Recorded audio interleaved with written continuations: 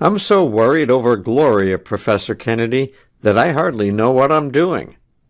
Mrs. Bradford Brackett was one of those stunning women of baffling age, of whom there seem to be so many nowadays.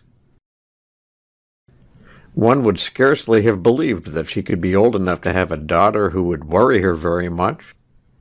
Her voice trembled and almost broke as she proceeded with her story, and looking closer, I saw that at least now her face showed marks of anxiety that told on her more than would have been the case some years before.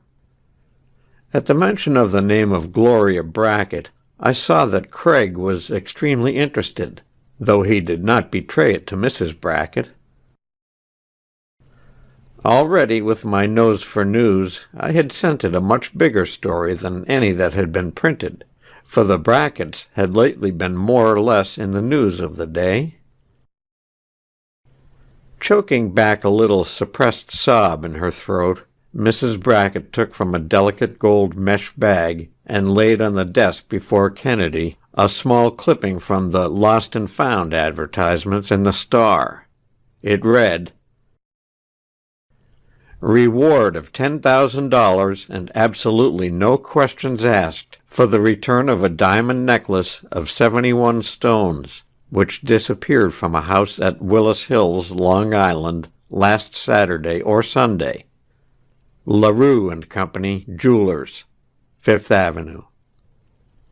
I recognized the advertisement as one that had occasioned a great deal of comment on the Star due to its peculiar nature. It had been a great mystery, perhaps much more so than if the advertisement had been worded and signed in the usual way. I knew also that the advertisement had created a great furor of excitement and gossip at the fashionable North Shore Hunt Club, of which Bradford Brackett was master of foxhounds.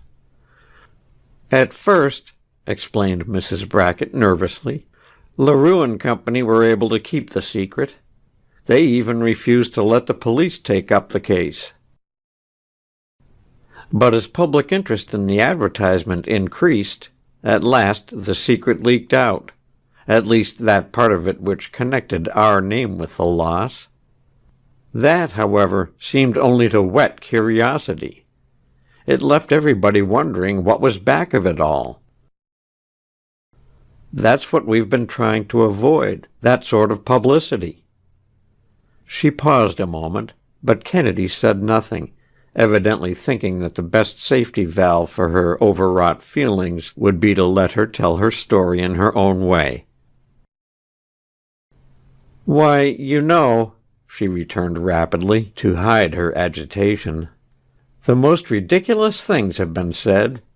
Some people have even said that we lost nothing at all, that it was all a clever attempt at notoriety, to get our names in the papers. Some have said it was a plan to collect a burglary insurance. But we are wealthy. They didn't stop to think how inconceivable that was. We have nothing to lose, even if the necklace is never heard of again." For the moment her indignation had got the better of her worry. Most opinions, I recalled, had been finally that the disappearance was mixed up with some family affairs. At any rate, here was to be the real story at last. I dissembled my interest. Mrs. Brackett's indignation was quickly succeeded by the more poignant feelings that had brought her to Kennedy. "You see," she continued, now almost sobbing, "it is really all, I fear, my own fault. I didn't realize that Gloria was growing so fast and so far out of my life. I've let her be brought up by governesses and servants. I've sent her to the best schools I could find. I thought it was all right. But now, too late, I realize that it is all wrong. I haven't kept close enough to her." She was rattling on in this disjointed manner, getting more and more excited, but still Kennedy made no effort to lead the conversation. "I didn't think Gloria was more than a child. But, why, Mr. Kennedy, she's been going, I find, to these afternoon dances in the city and out at a place not far from Willis Hills." "What sort of places?" prompted Kennedy. "The Cabaret Rouge," answered Mrs. Brackett, flashing at us a look of defiance that really masked fear of public opinion. I knew of the place. It had an extremely unsavory reputation. In fact, there were two places of the same name, one in the city and the other out on Long Island. Mrs. Brackett must have seen Kennedy and me exchange a look askance at the name. "Oh, it's not a question of morals alone," she hastened. "After all, sometimes common sense and foolishness are fair equivalents for right and wrong." Kennedy looked up quickly, genuinely surprised at this bit of worldly wisdom. "When women do stupid, dangerous things, trouble follows," she persisted, adding, "if not at once, a bit later. This is a case of it." One could not help feeling sorry for the woman and what she had to face. Finally, with an effort, she managed to control herself and go on. "You see," she said in a low tone, almost as if she were confessing some fault of her own, "Gloria has been frequenting these recherche places without my knowledge. And there she has become intimate with some of the fastest of the fast set. You ask about the necklace. I don't know, I must admit. Has some one of her friends taken advantage of her to learn our habits and get into the house and get it? Or have they put her up to getting it?" The last query was wrung from her as if by main force. She could not even breathe it without a shudder. "When the necklace was stolen," she added tremulously, "it must have been an inside job, as you detectives call it. Mr. Brackett and I were away at the time at a weekend party. We supposed Gloria was visiting some friends in the city. But since then, we have learned that she motored out with some of her dance-crazed acquaintances to the Cabaret Rouge, not far from Willis Hills.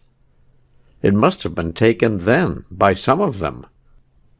The recital to comparative strangers, even though they were to be trusted to right the wrong, was more than she could bear."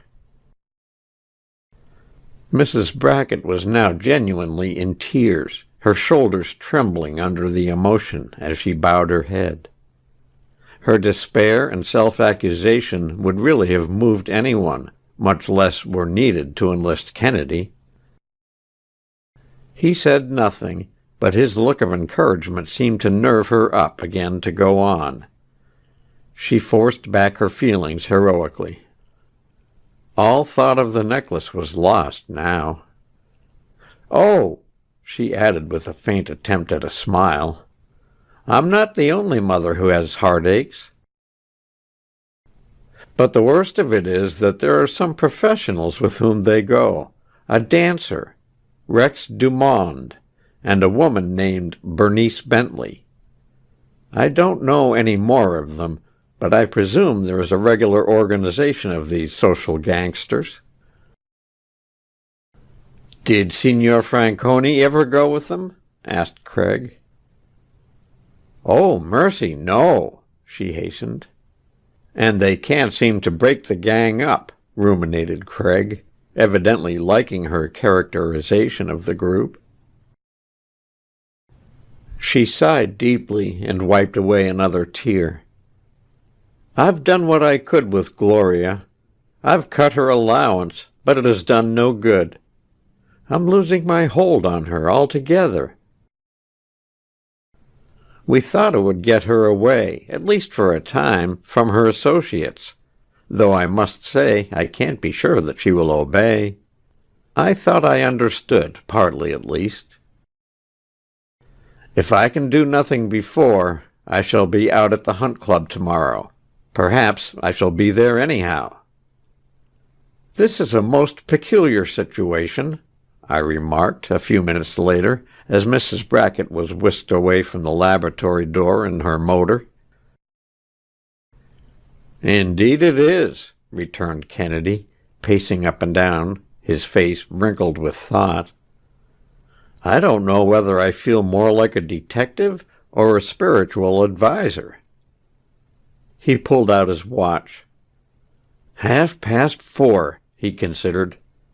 "I'd like to have a look at that Cabaret Rouge here in town.